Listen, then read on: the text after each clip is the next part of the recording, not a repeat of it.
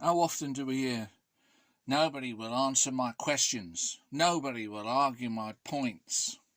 Yeah, and when we do, we start winning the argument, and you throw a hissy fit. So here's a quick series of debunks, just to reiterate that we're debunking you.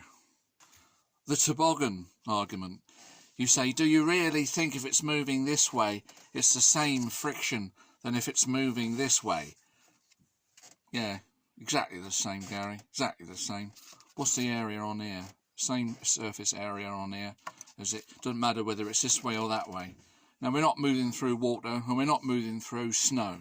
If it was that case, then there might be an issue with the wake, and there would be a problem with aerodynamics and fluid dynamics. But we're talking about things moving across a very shiny surface. So there's no wake to worry about. So whether it goes this way or whether it goes this way, do you really think that they're the same? Yeah, they are, boy. And Michael's proved it. Next one, if it takes 1 unit of time for this rolling object to get from here to here, and the same unit of time to get from here to here, it's moving a lot quicker across this distance, so it's losing a lot less energy to friction from here to here. That's what you keep saying, isn't it? And you say nobody will argue this point and point out where you're wrong about it. Well, I'm about to do it, so pin your ears back. If the speed it's going from here to here, losing less friction to the surface because it's going quicker, if we keep that at a constant speed and we keep going and we don't alter the speed, keep going, in a long line, you'll say forever, whatever that distance is, you would agree it's losing less energy to friction because it's going fast. Well, instead of it going in a long straight line, what if it slightly curves? What if it curves round in a slight curve, if we're looking from above? We've got a mile-long track that's going round, and we keep the same velocities going round and round. You would say for every unit of distance along that track, you would say it's losing the same energy to friction as it was here. Doesn't matter whether it's curved, does it? It's still going at the same speed, constant speed. Right? Well, once you've accepted that that doesn't matter, we put it on a scale, on a circular scale, and then for every unit of distance it moves around the scale, it's going to register the same weight on the scale. And because you say it's registering less weight on the surface here, whether it's straight or a circular path, won't matter, will it? So the scale will read a constant less weight on the scale, proving your theory right or proving your theory wrong. What are you scared of, boy? Been over this silly one God knows how many times. Something moving past the surface of a planet, and you say, obviously the faster it goes, the faster it's through the gravity, the less it'll affect it. Yeah, duh! Of course.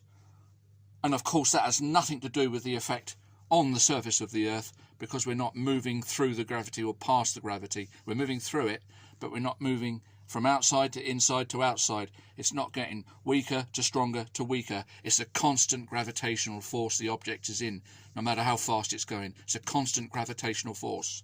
This example is not a constant gravitational force, because you're out here in the fucking middle of nowhere where there's no fucking gravity, to your right of fucking perpendicular to the surface of the planet where there's lots of gravity, and then you're fucking out here in the middle of fucking nowhere where there's no gravity. What a stupid example. That's correct. It does not apply to rolling along the surface of the Earth. Got it? Where else do we want to go? Don't need to stop with you and your silly arguments. You say, if I'm a little man here and I'm pushing this heavy bar along the ground, you say to go twice as fast it takes twice the amount of energy, twice the force. It doesn't. It takes 4 times the amount of energy to go twice as fast. Here's why. Pin back your luggles, boy. Now, if it's going along a constant velocity, what's the force? One force. Same force, isn't it? We're going to accelerate it. Is it the same force? No. Even you say it's twice the force. All right, to accelerate the fucking barbell, we apply twice the force. We're about applying twice the force, Gary, right? That's only twice the energy, isn't it? Well, what are you forgetting, boy? The little man's moving twice as fast as well, isn't he? Does that not take energy, boy? Yes, it does. That takes energy. So it's the energy, the double energy of the man having to move twice as fast, and it's the twice the force pushing the bar. Overall, 2 times 2 is 4. It's 4 times the energy. That's how it works, boy. Got it? You're fucking unreal, you are. Have you done the toboggan? We've done this gravity thing, flying past the sun, all nonsense. What else do we do? Lifting an object up. You say to lift an object twice the height, or 4 times the height, only has twice the energy, as if we lifted it one height. Of course it doesn't. Every unit of distance we lift it is 1 unit of energy. Doesn't matter how fast or slow you lift it.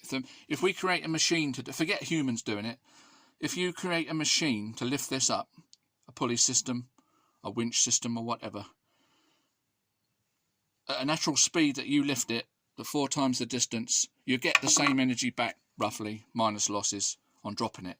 That's been known for thousands of years. If you could lift it up to that height with less energy than you'd get to drop it, don't you think we'd know about it by now? I wish it was that simple. We would have a free energy machine. There isn't a free energy machine. Man would have known about it. So 4 times the height, 4 times the energy, 4 times the energy of dropping. You fool.